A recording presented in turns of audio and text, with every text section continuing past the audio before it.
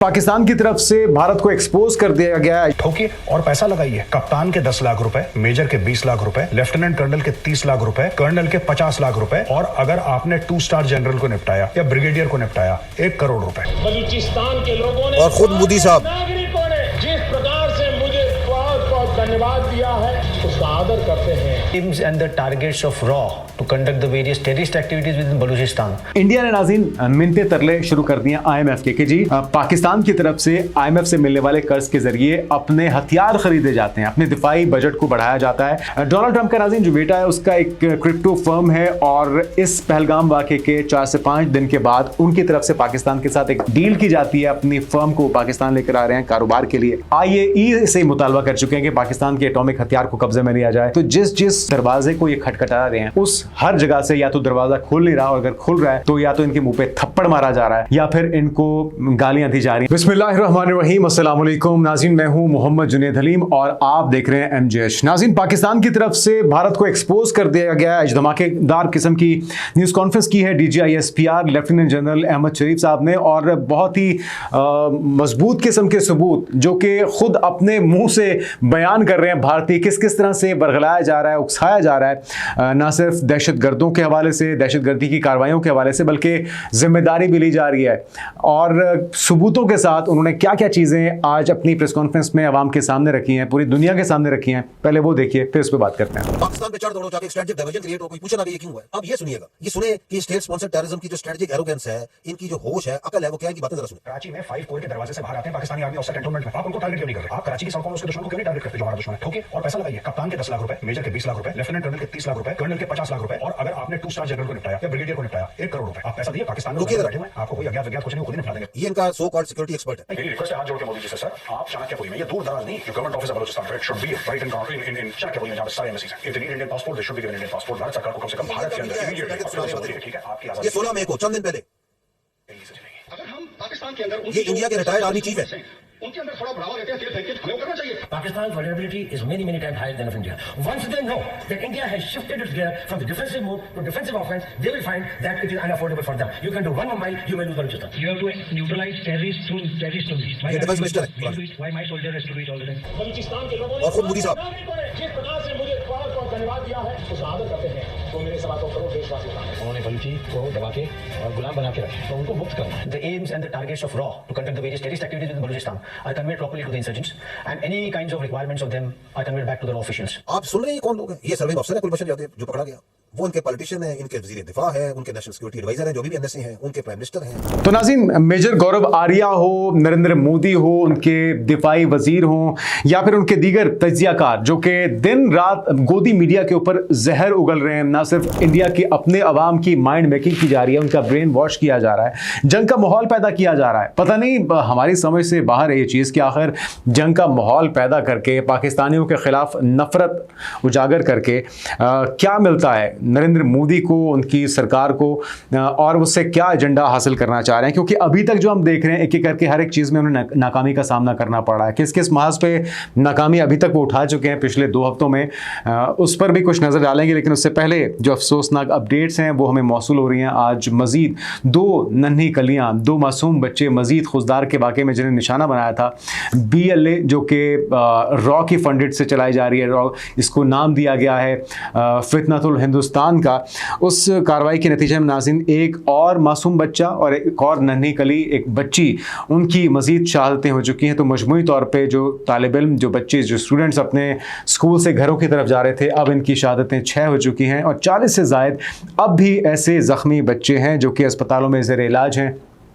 अल्लाह ताला से दुआ करते हैं कि अल्लाह ताला उनको जल्द से जल्द मुकम्मल सेहतियाब करे और शिफाई कामला अता फरमाए। क्योंकि नाज़रीन ये बिल्कुल उसी तरह का वाक़या है, अगर आप इसको रिलेट करते हैं पहलगाम के वाक़े के साथ जो कि उन्होंने मोदी सरकार ने ख़ुद ही प्लान किया था, पूरा स्क्रिप्टेड प्लान था जिसकी एग्जीक्यूशन में नाकामी हो गई और पाकिस्तान के ऊपर जंग मुसल्लत करने की कोशिश की गई।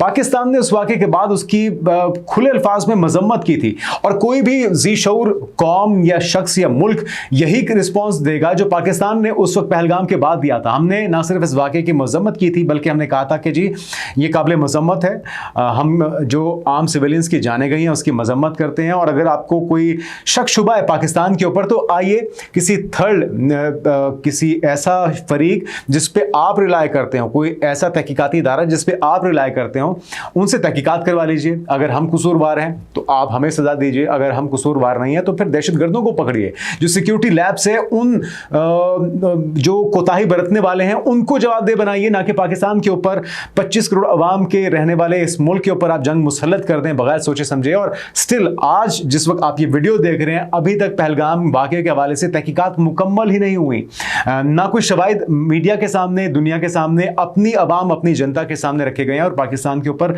जंग मुसल्लत कर दी गई।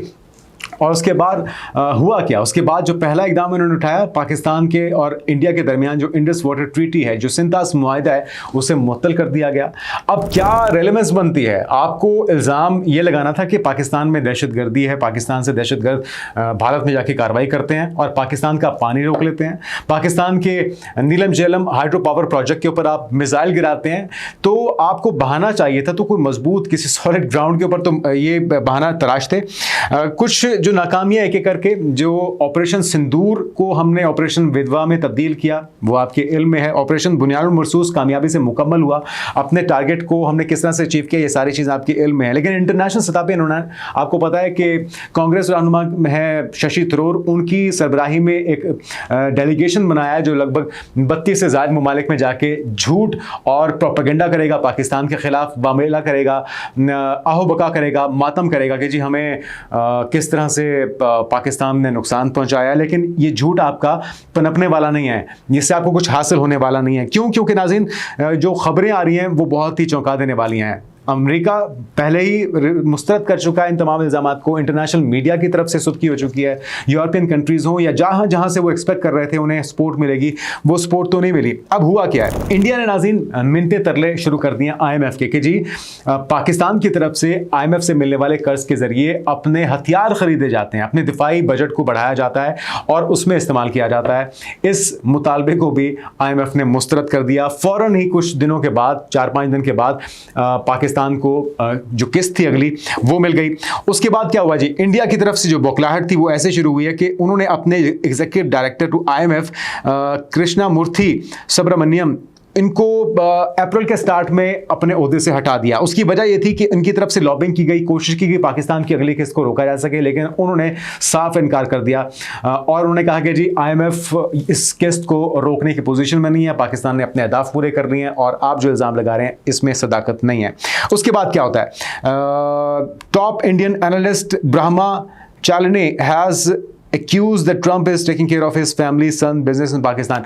डोनाल्ड ट्रंप का नाज़रीन जो बेटा है उसका एक क्रिप्टो फर्म है और इस पहलगाम वाक़े के 4 से 5 दिन के बाद उनकी तरफ से पाकिस्तान के साथ एक डील की जाती है, अपनी फर्म को पाकिस्तान लेकर आ रहे हैं कारोबार के लिए। तो दुनिया को फर्क नहीं पड़ रहा था, ये झूठ बोल रहे थे बुनियादी तौर पे। अगर आपको मुझे हकीकत का पता है तो क्या अमेरिका जैसी सुपर पावर को नहीं पता होगा कि ये सारा ड्रामा जो रचाया गया है इसके पीछे मकसद क्या है? फिर क्या हुआ जी? नेदरलैंड्स, डेनमार्क और जर्मनी के जो दौरे किए हैं जयशंकर ने, इनके फॉरेन मिनिस्टर ने, वहाँ से भी लाल झंडी दिखा दी गई है। जो शशि थरूर का डेलीगेशन है उसको भी मुंह की खाना पड़ रही है। कोई इनकी झूठ को, इनकी फरियाद को, इनकी अवका को सुनने को तैयार नहीं है, क्योंकि ये अभी तक उस झूठ के सबूत देने को तैयार नहीं है, ना ही इनके पास कोई सबूत है जिसकी वजह से इनकी अपनी आवाम सेटिस्फाई हो सके। तो एक एक करके इनको मुंह की खाना पड़ रही है। अच्छा, FATF को, FATF को अब ये उसको भी मुसलसल ये दबाव लाने की कोशिश कर रहे हैं कि पाकिस्तान को एक बार फिर से ग्रे लिस्ट में लाया जाए, लेकिन वो कोशिशें भी नाकाम। IAEA से मुतालबा कर चुके हैं कि पाकिस्तान के एटॉमिक हथियार को कब्जे में लिया जाए, ये गैर महफूज हाथों में है, इस पर भी कान नहीं धरे जा रहे। तो जिस जिस दरवाजे को ये खटखटा रहे हैं उस हर जगह से या तो दरवाज़ा खुल नहीं रहा, और अगर खुल रहा है तो या तो इनके मुंह पे थप्पड़ मारा जा रहा है या फिर इनको गालियां दी जा रही हैं, या आप सिफारती अल्फाज में कहें कि इनको किसी किस्म से भी किसी भी दरवाजे से ग्रीन सिग्नल नहीं दिया जा रहा और इनके झूठ को कोई बाय करने को तैयार नहीं, इनकी अपनी आवाम नहीं अगर तैयार तो फिर कोई और क्या करेगा। अब आते हैं नाज़रीन आबी जारियत वाले मामले पे, उस पर भी DGISPR ने नाज़रीन कल 2 जगहों पे गुफ्तगू की है। एक तो यूनिवर्सिटी के तलबा से उन्होंने गुफ्तगू की जिसमें उन्होंने बड़े ही धड़ल्ले के साथ बताया कि जी भारत अगर हमारा पानी बंद करेगा तो हम इनकी सांसें बंद कर देंगे। ये बहुत बड़ा बयान है, ये बड़ा सख्त बयान है और बड़े चर्चे भी हैं इस पर, बड़ा तिल मिला रहा है, आग लगी हुई है इंडियन मीडिया को, क्योंकि वो तो पहले ही बहाना ढूंढते हैं। जिस वक्त फील्ड मार्शल बनाया गया जनरल नासिम मुनीर को, तो उस पर भी आग लग गई थी, उनको समझ नहीं आ रहा था, उनकी जन्म कुंडलियां निकाल के जी ये हाफिज कुरान है, ये बड़े सख्त गिर मौक़िफ़ रखते हैं, इनका बैकग्राउंड ये है, ये यहाँ से पढ़े हैं और इस तरह से फौज का हिस्सा बने, इस तरह से कमान संभाली, DGISI भी रहे। तो ये सारी चीज़ें वो अपने मीडिया पर अपने अवाम को जस्टिफाई करने की कोशिश की जा रही है मुख्तलिफ अंदाज में। लेकिन इस बयान के बाद कि अगर आपने हमारा पानी रोका हम आपकी सांसें रोक लेंगे, तो एक आग लग चुकी है, परेशान है और बुखलाए हुए हैं इंडिया के जितने भी हुकूमती अरकान हैं या फिर उनके तज्जियाकार हैं। अब जो एक और सूरत हाल नाज़रीन जिसने मजीद बौखलाहट में इजाफा कर दिया भारत के अंदर, वो ये है कि अपना अगला प्लान भी बता दिया है पाकिस्तान ने, DGISPR ने। उन्होंने कहा कि जी अगर आप हमारा पानी रोकते हैं तो फिर क्या होगा। उन्होंने कहा जी सिंतास मुआहदे की खिलाफ वर्जी हुई थी, आज़ाद कश्मीर के अंदर जो 6 दरिया बह रहे हैं उन 6 के 6 दरियाओं को हम बंद कर देंगे क्योंकि उसके ऊपर हमारा कंट्रोल मौजूद है। और उन्होंने कहा है कि जी बहाव में जो अभी तक हमने देखा गुज़श्ता रोज़ की नाज़रीन जो कार्रवाई है उसके अंदर किशन गंगा डैम के अंदर इन्होंने दरिया नीलम जो है पाकिस्तान का उसका पानी रोका है, 40% उसमें कमी लाई गई है। आज़ाद कश्मीर में पानी और ज़राअत इससे शदीद मुतासर हुए हैं। भारत की तरफ से मुआहदे को एकतरफा तौर पर मुअत्तल करने की कोशिश हुई है। दरिया चनाब को ब्यास और रावी से जोड़ने के मंसूबे पर तेज़ी से काम भी जारी है। ये तमाम चीज़ें सिंतास मुआहदे को सरी तौर पर जो वायलेट करती हैं और पाकिस्तान इसका जवाब देगा। पाकिस्तान खामोश नहीं रहेगा। आप हमारा पानी रोकेंगे, हम आपके 6 दरियाओं का पानी रोक लेंगे कश्मीर से। आप हमारा पानी रोकेंगे, हम आपकी सांसें रोक लेंगे। और सिर्फ यही नहीं है, यूनाइटेड नेशन के अंदर ये मामला ले जाया गया है और इसके साथ साथ वर्ल्ड बैंक के अंदर भी ये मामला उठाया गया है। तो किसी भी तौर पर पाकिस्तान जो है खामोशी से बैठेगा नहीं। वो दिन गुजर गए जब आप कोशिश करते थे, छेड़छाड़ करते थे, शरारतें करते थे, लाइन ऑफ कंट्रोल के ऊपर, वर्किंग बाउंड्री के ऊपर आप फायरिंग करते थे, आम शहरियों को निशाना बनाते थे। तो अब वो दौर चला गया, पाकिस्तान मुंह तोड़ जवाब देगा, ईंट का जवाब पत्थर से देगा। ये तो तहिया हो चुका है। अब नाज़रीन आते हैं अगली स्टोरी की तरफ जिसमें पाकिस्तान ने 1 महीने के लिए मजीद, आपके इल्म में कि जब से टेंशन क्रिएट हुई थी पाकिस्तान के साथ, छेड़खानी भारत ने शुरू की थी, तो पाकिस्तान ने अपनी फ़िज़ाई हदूद को बंद कर दिया था भारत के लिए। तो इस 1 महीने के अंदर इन्हें 800 करोड़ का नुकसान हो चुका है और अब ये शुरुआत है। अगला जो 1 महीना है उसके लिए भी पाकिस्तान की तरफ से अनाउंस कर दिया गया है कि जी अगले 1 महीने के लिए मजीद परवाज़ों को आने की इजाज़त नहीं होगी। गुज़श्ता रोज़ भी एक दिल्ली से श्रीनगर जाने वाली परवाज़ थी, उन्होंने आने की इजाज़त मांगी, हमने कहा सॉरी हम इजाज़त नहीं दे सकते। तो कुछ यालाबारी की वजह से, हेलस्टॉर्म की वजह से नाज़रीन उस तैयारे को नुकसान भी पहुंचा है और बिलाखिर उसे सेफली लैंड तो कर लिया गया। लेकिन मोदी सरकार को, उनके अंदर जो समझ बूझ रखने वाले लोग हैं उन्हें सोचना होगा। उनके अपने पॉलिटिशियंस क्या कह रहे हैं वो भी सुनिए जनाब। उनके अपने पॉलिटिशियन हैं और उनकी तरफ से कहा जा रहा है कि जी आपकी ये क्या स्ट्रेटजी थी, आपने पाकिस्तान के 15,000 वाले ड्रोन को जो 15 लाख के मिसाइल से आपने उड़ाया है, तो ये तो आपने अपना ही घाटा कर दिया। आपके 3 से 4 राफेल गिरे हैं, $300 मिलियन का एक राफेल था, तो आप हिसाब लगा लीजिए। मेरे ख्याल में मैथ इतना तो आपको भी आता ही होगा। लेकिन मोदी सरकार का जो हिसाब किताब है बहुत ही कच्चा है, उनको समझ नहीं आ रही। बेसिकली वो इस वक्त सख्ते की हालत में बौखलाहट का शिकार हैं। एक के बाद एक जो उनकी चाल है वो न सिर्फ उनके मुंह पे पड़ रही है बल्कि उन्हें भारी माली नुकसान का सामना भी करना पड़ रहा है। शायद माली नुकसान से तो वो छुटकारा पा लें क्योंकि बड़ी इकॉनमी है, बड़ी मंडी है, झूठ सच बोल के अपना सौदा वो बेच लेंगे। लेकिन जो उनकी साख को नुकसान इस बार पहुंच रहा है, क्रेडिबिलिटी तो पहले भी कभी नहीं थी, अक़लियतें तो पहले बड़ी गैर महफूज थी, चाहे वो सिख हो, चाहे वो ईसाई हो, ख़ासतौर पर मुसलमान हो।